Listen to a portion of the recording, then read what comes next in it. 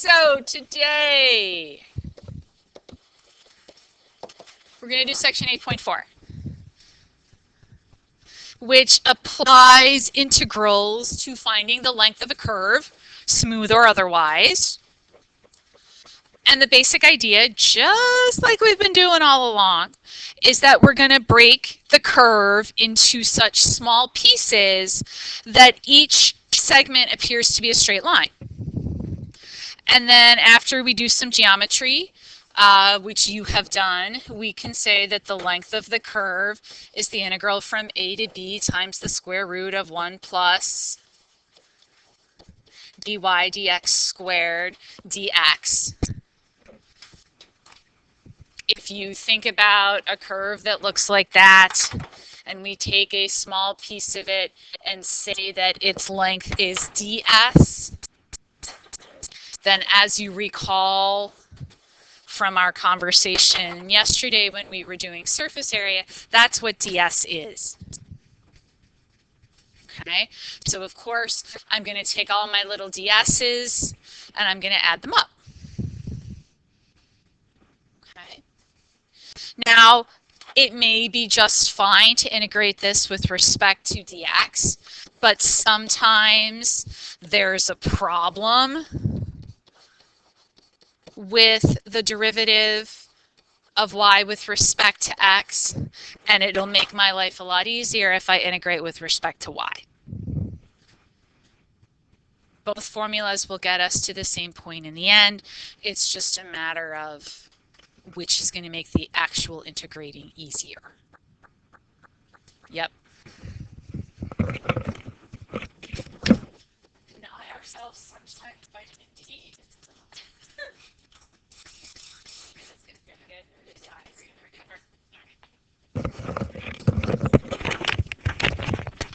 All right, so this is basically all there is to it. I find that it's a good thing to go over a bunch of the journal problems. So I think we'll just start with that.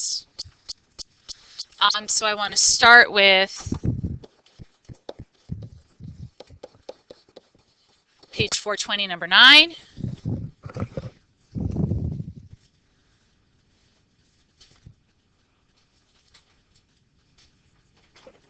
And if somebody would read the problem for us.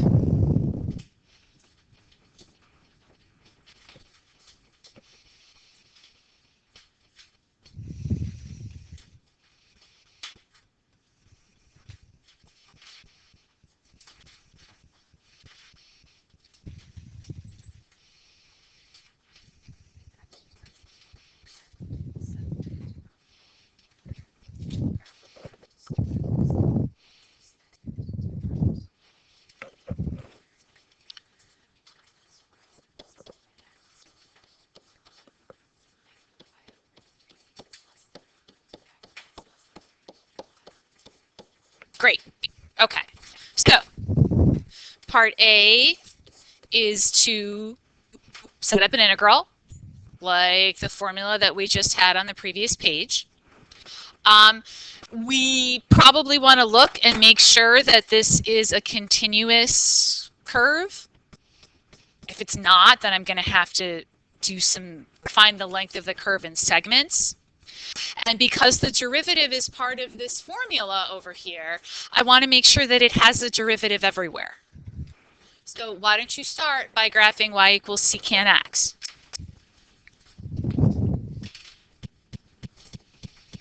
So we're kind of doing things a little bit out of order.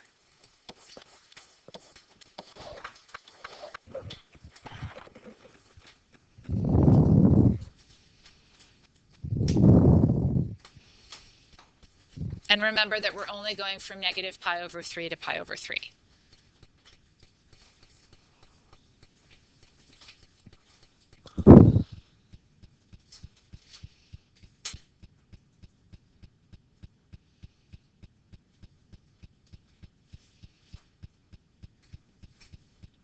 And you should be in radian mode.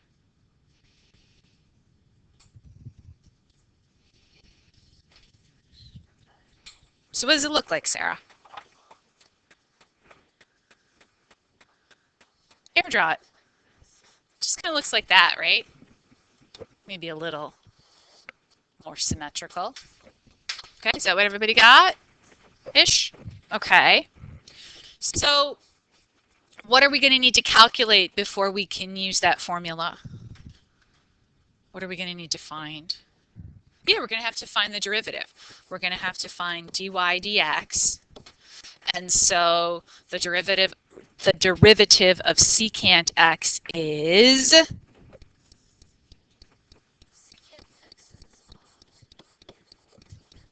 secant x tan x.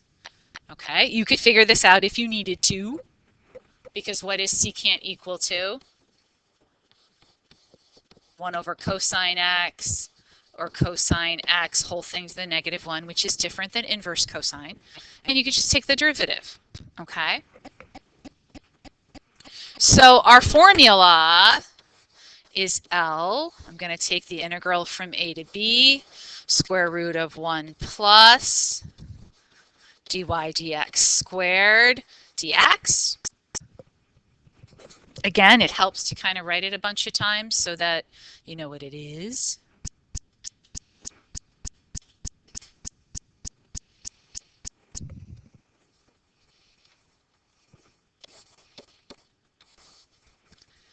What are my limits of integration going to be?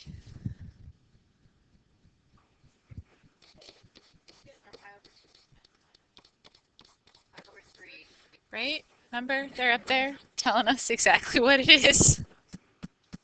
Okay, times the square root of 1 plus, and then I have secant x tan x squared times dx.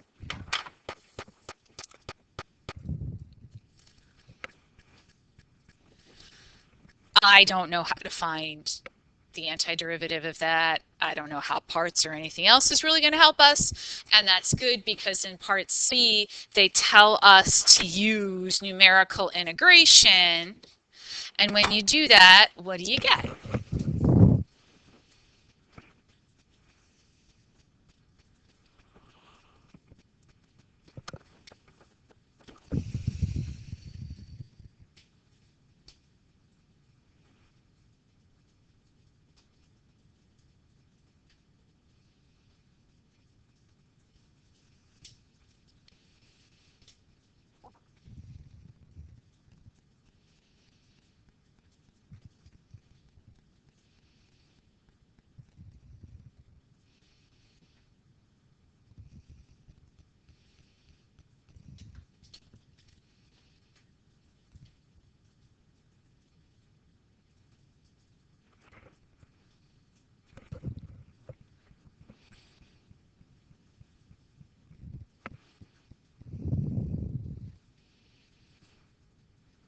What do you got, Maddie?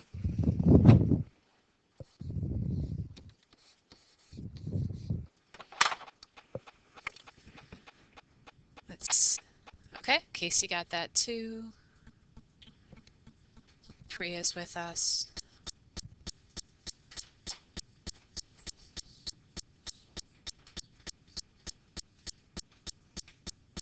Sometimes I wish there was a secant and cosecant key on your calculator. It would make life a lot easier. Sarah agrees with us. I'm waiting for Sari though.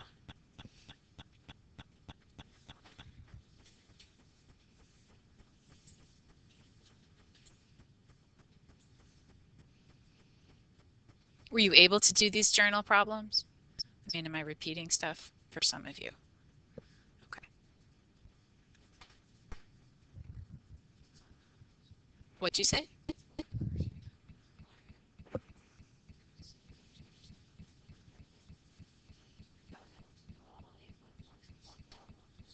Okay, which one couldn't you do, Sarah? Let's see.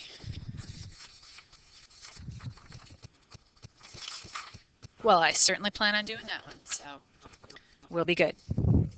Okay? We good? We got it? Yes, Gianni, did you get it?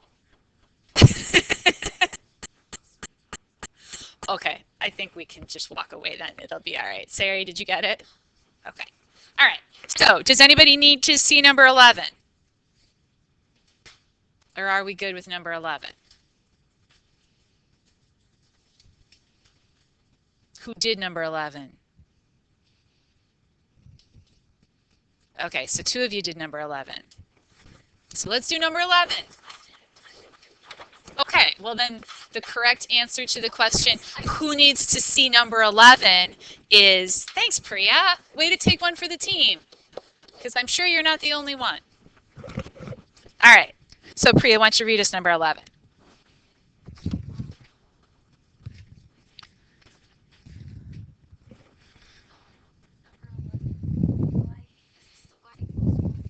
Yep, but there are instructions too. What do the instructions say?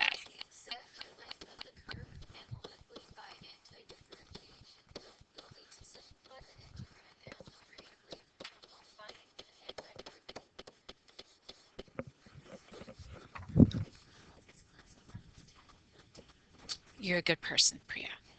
Okay, so what do we think? Does that look like a continuous function? Yeah, doesn't have anything in the denominator, right? That's one of the places we look for problems for continuity. Is it going to have a derivative everywhere? Yeah, okay, because even when we take the derivative of this, it's still going to be in the numerator, right? And then even then I can't square something and add it to positive 2 and get 0.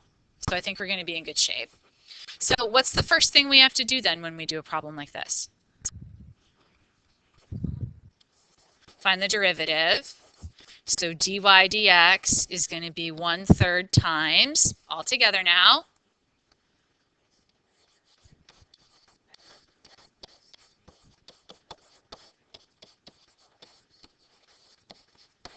okay.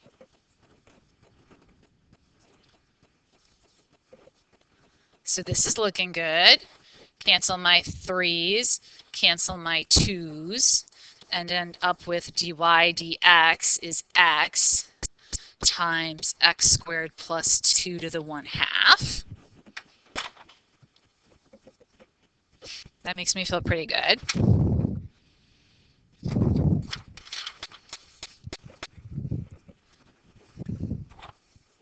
And then what's my formula to find the length of a curve?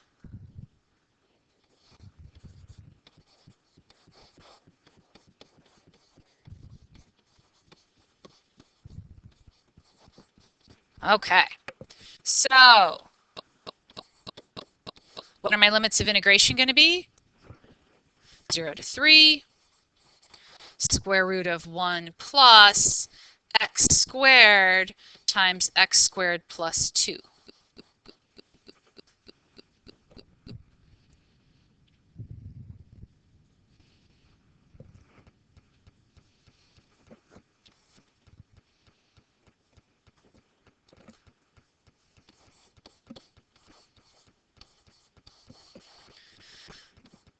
If we distribute that x squared, we get x to the 4th plus 2x squared dx.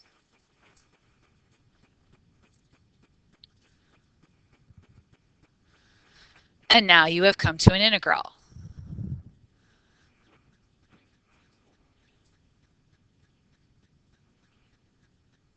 Well, I could make it to the 1/2. But let's ask ourselves our questions. What's the first thing you ask yourself? Can I do it by inspection?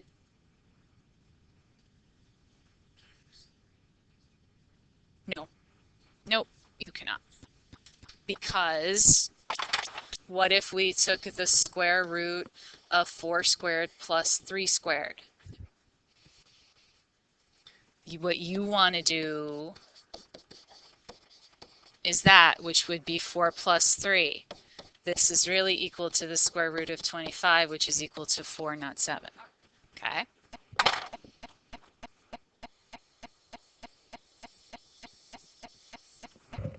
So I can't do it by inspection. What else do I do?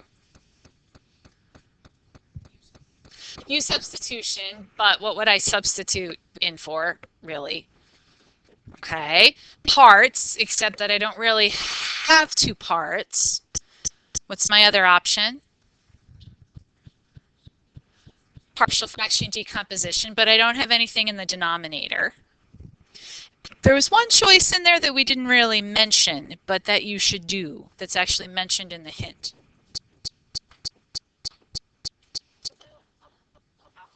Algebra.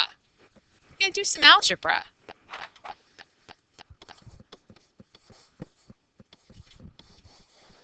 So I'm going to write this like this because I think it'll make you feel better.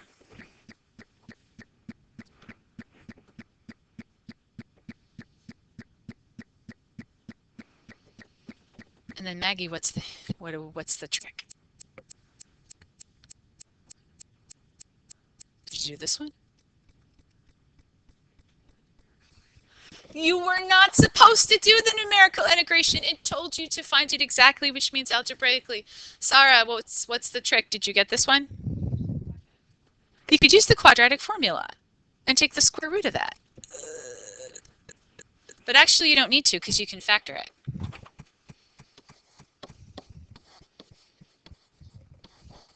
Factor that.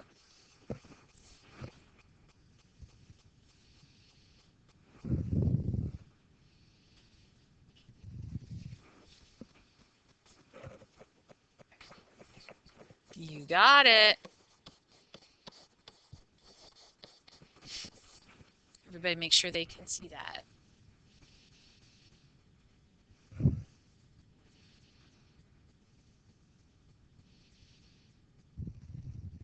Okay.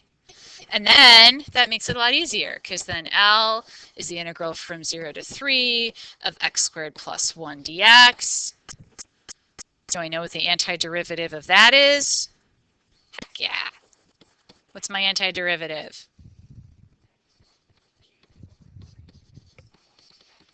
Okay. Well, it's a definite integral, so I'm going to evaluate it from 0 to 3, but I appreciate the plus c.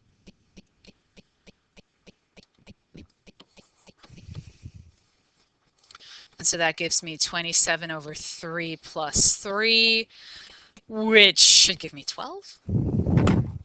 12? Okay. Is that what the numerical value gave you as well? I was not saying it to make fun of you. I thought about the tone of my voice so that it was not implying anything. Okay. My goal is not to make fun of people or make them feel good. All right, we good? We got it? Where was your hang up, Priya? Where was your hang up? Oh, okay. All right, we're good. All right, so Sarah wanted to do 25, so let's do 25. Because 25, I think, was a little tricky, maybe. So, page 421, number 25. What are we supposed to do? And what is my function?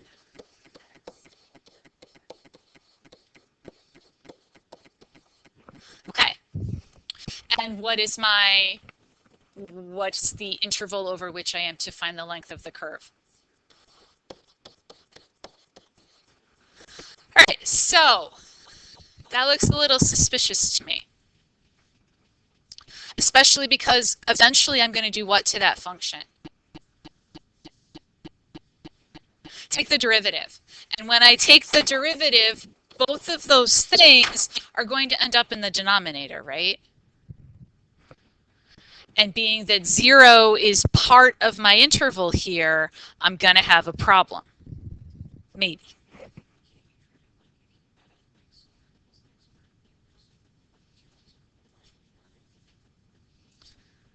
Okay, moving on. I think, though, actually, you're going to...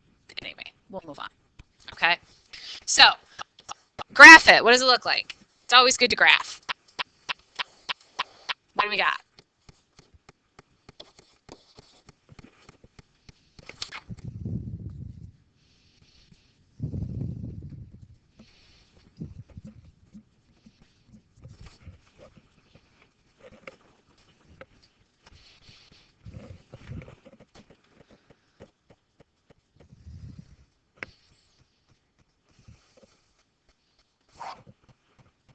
Okay, looks like that. Okay. And if we take dy dx, what am I going to get?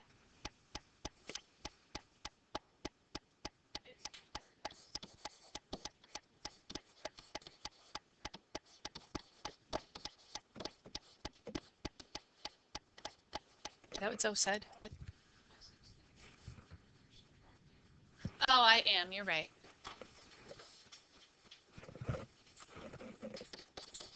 Okay, so the problem is my derivative isn't defined for my entire interval.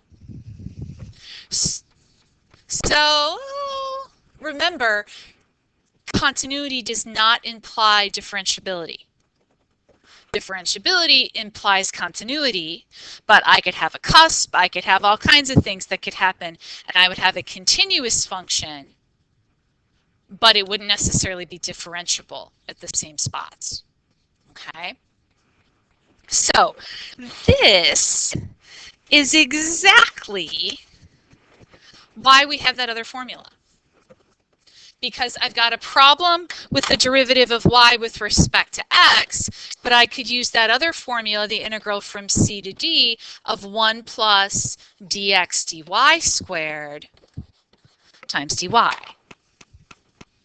And maybe if I look at that, I won't have the same problem with dx dy as I did with dy dx.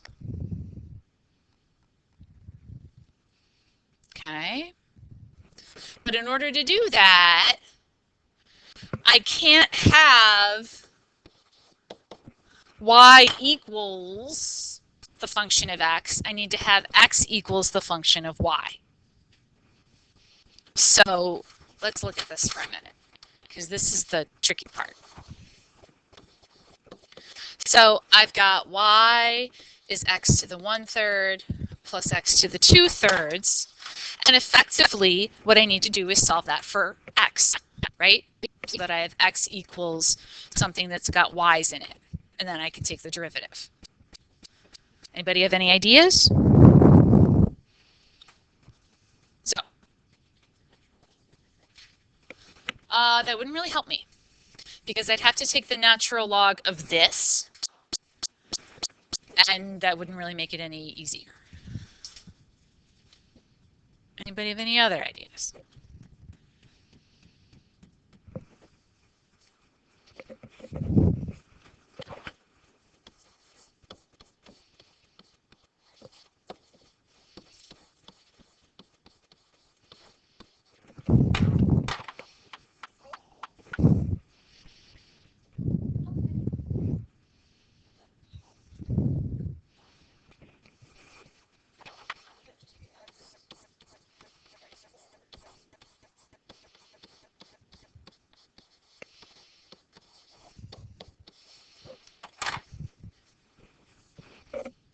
What do you see, Miss Casey? It looks like a what? It's not only a polynomial, it's a quadratic to which I can apply the quadratic formula. Okay, so a is the coefficient of this term. Can everybody see that? Does everybody see that? Yes? No? Maybe? Because we could rewrite it as u equals x to the 1/3, and then it's u squared plus u minus y is 0. Okay. And my coefficient here is a, my coefficient here is b, and that whole thing is c. Okay.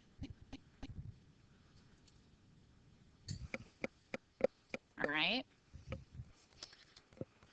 So u, or x to the 1/3, is going to be equal to the quadratic formula, which is what?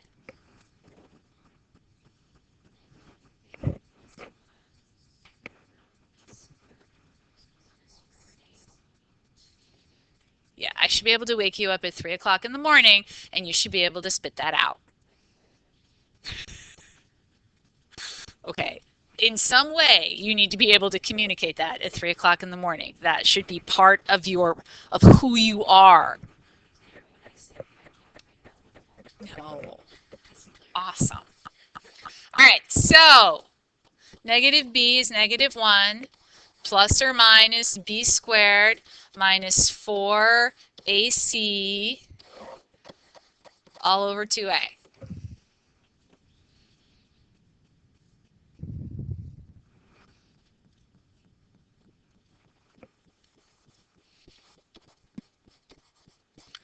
So this gives me x to the 1/3 is negative plus or minus the square root of 1 plus 4y all over 2.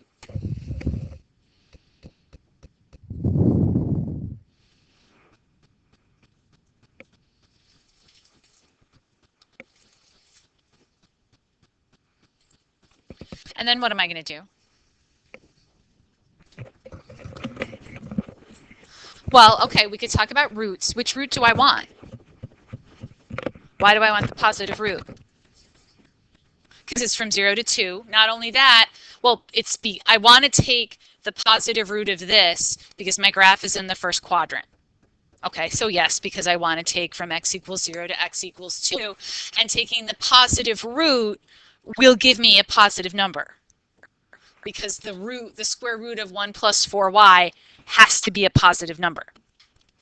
Okay? So then when I subtract 1 from it, that gives me the best shot of staying in quadrant 1. So x to the 1/3 is going to be negative 1 plus 4y over 2. And then what am I going to do?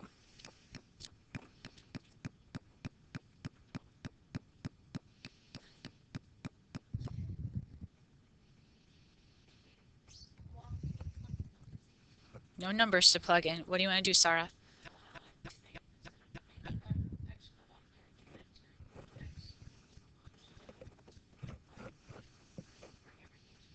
Yeah, cube both sides because I want to have x equals so that I can take the derivative. So this is going to be x is equal to negative 1 plus the square root of 1 plus 4y over 2 cubed.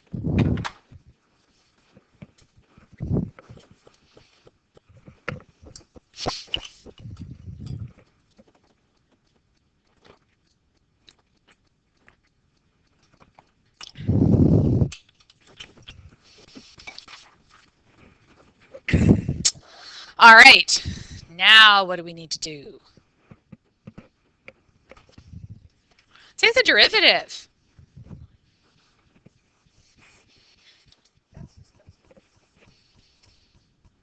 Not as bad as you think it is. I would start by rewriting it like this.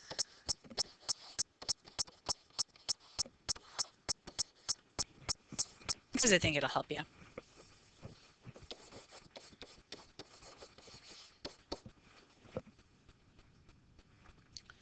So dx dy is going to be 3 times negative 1/2 plus 1/2 square root of 1 plus 4y squared times the derivative of what's inside, which is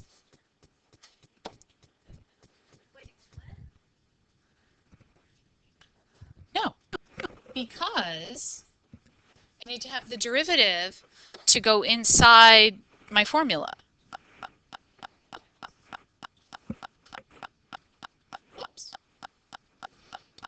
Okay, so now I've got this 1/2.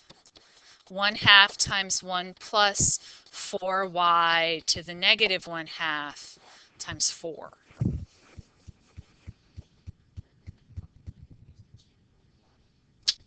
God, it's good practice.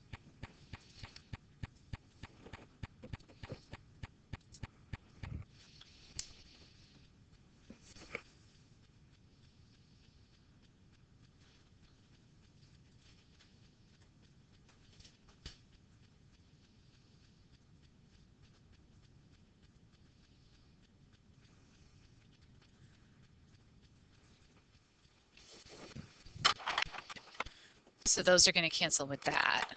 And I think that's about all the simplification you can do. But you got to ask yourself, is this derivative going to be continuous?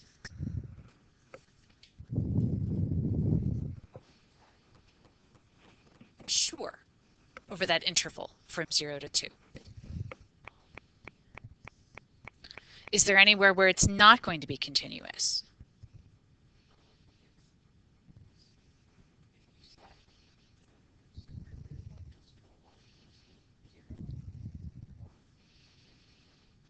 So, well, what happens at y equals -1/4? When I let y equal -1/4, this is going to go to 0 and this is in the denominator. Do I need to worry about that though? Because it's not on my interval, so Sarah was right. Okay, so I got that big nasty thing. Okay, so before I'm actually done, I need to deal with my limits. Because remember, my equation is c to d square root of 1 plus dx dy squared dy. So c and d have to be limits in y.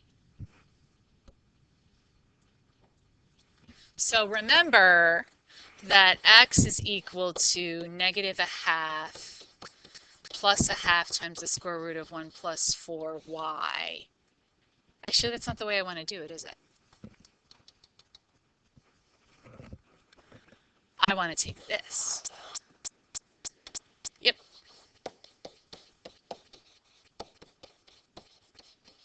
So when x is equal to 0, y is equal to 0. And when x is equal to 2, y is equal to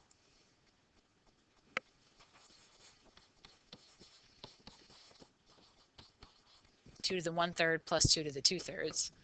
Not anything terribly exciting.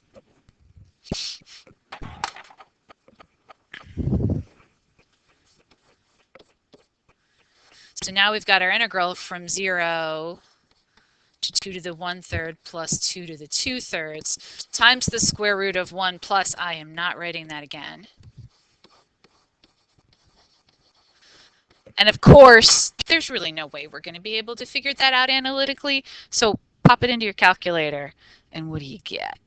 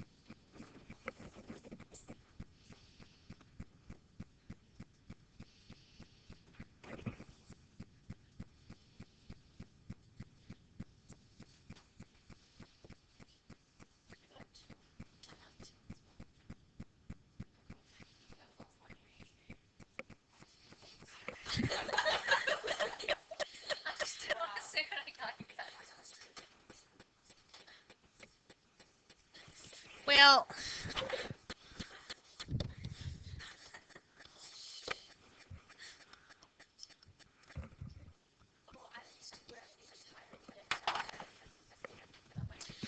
if you leave it as, if you leave the upper limit as this, you get this. If you figure out what that is as a decimal and put it in as your upper limit, I think it's like 2.8, you get this.